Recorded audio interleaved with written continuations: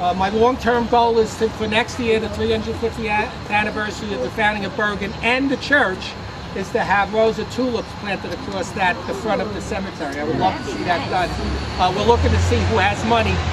That's Provident Bank headquarters over there, so I think they should pay for it, don't you? Yeah. How many are depositors in Provident? Make sure you let them know. Do they have talk money? Yeah, they should. But they do have grant programs that we're going to explore. Did they get any of the bailout? They might take it out of there. You know, I didn't tell you to bring the cheat sheet along with you because I wanted you to refer to it. But when you go back, this photograph, the reason I brought you back here is this photograph is pretty much taken from this spot. If you notice, it shows the church over here. And this was taken around 1900. And if you look at this and you see all the tombstones that you see all around us, you can just see how much in 100 years this has changed. The tombstones have either toppled over and been buried or sank into the ground or stolen. I'm not sure. So a lot can happen to a cemetery in a short space of time. But later on, when you look at the map, tradition says that the first place of worship for the old Bergen Church was over there on top of that hill over there, and that there was a burial ground. And if you look at this first map, it does show a burial ground over in that corner. There's a record of a burial in 1668, but there's no stones going back that far over there still existing. There are two bulls over there, Cornelius and Bentley. Cornelius was a descendant of one of the first pastors of the old Bergen Church, and Bentley was an attorney in the area. Cornelius' son is buried up there, and one of the old pastors, Jackson, is buried up in there. No, not in here. I couldn't tell you that for sure. But what happened in wait a minute, I have my cheat sheets because I want to make sure I give you the right dates. I'm sorry.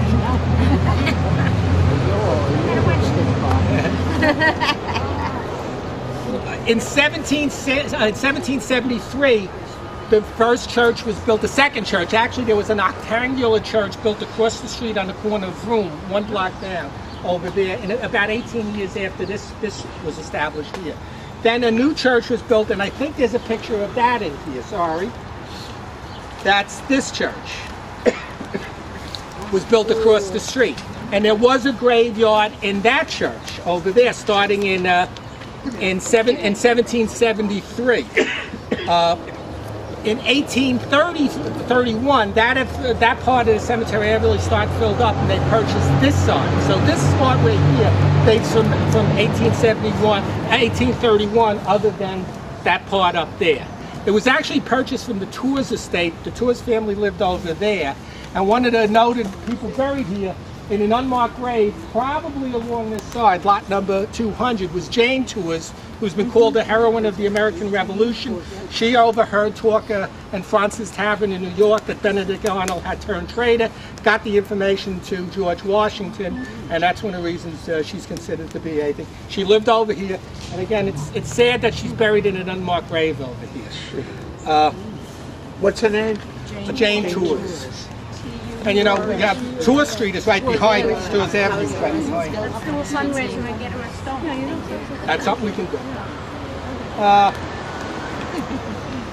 Okay, and then eventually what happened, Bergen County was widened.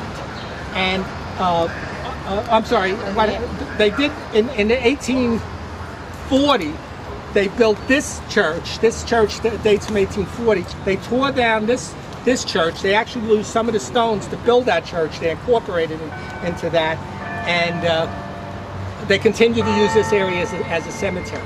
But then in the 1920s, they widened Bergen Avenue, and they exhumed about 350 bodies, much smaller than the one out there, and buried them out in Arlington Cemetery, in a mass grave in Arlington Cemetery out in Carter.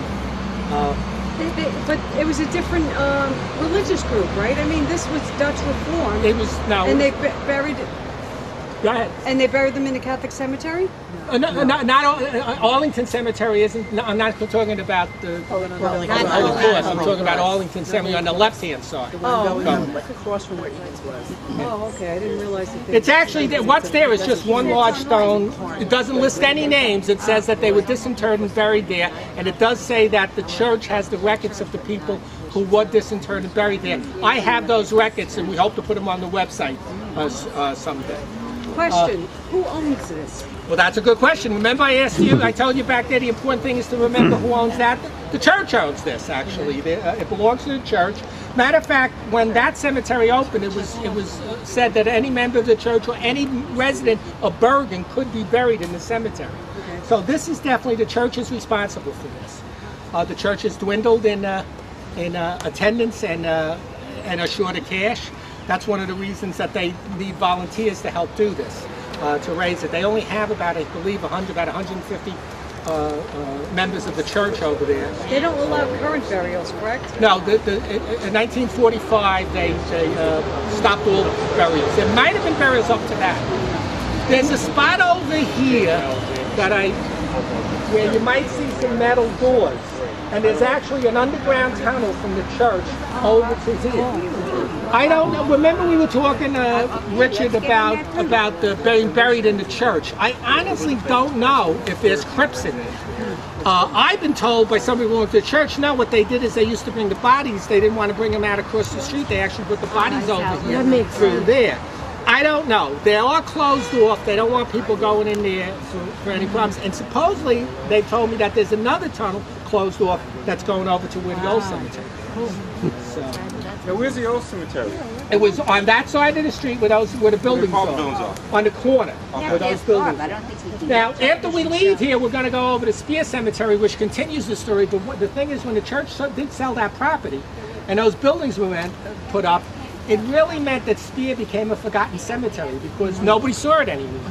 And that's a very odd street. There's not many reasons anybody would drive down that street. It's like, it's not a dead end, but you can't get anywhere fast going that street. So it literally was forgotten, and you'll see that that's in much worse shape than this is. If that church, as it is, ceases to exist, what do you think?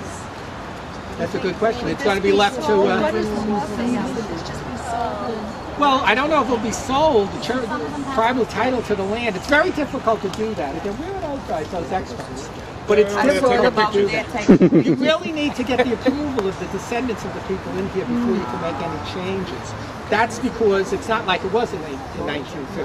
Things have changed. If there's no descendants, you can't do anything with it then. You have to make an attempt to at least find them. We'll talk more about that at Spear Cemetery because the city tried a couple of times to condemn that property and were not successful doing it. So Bob, where did they put this building?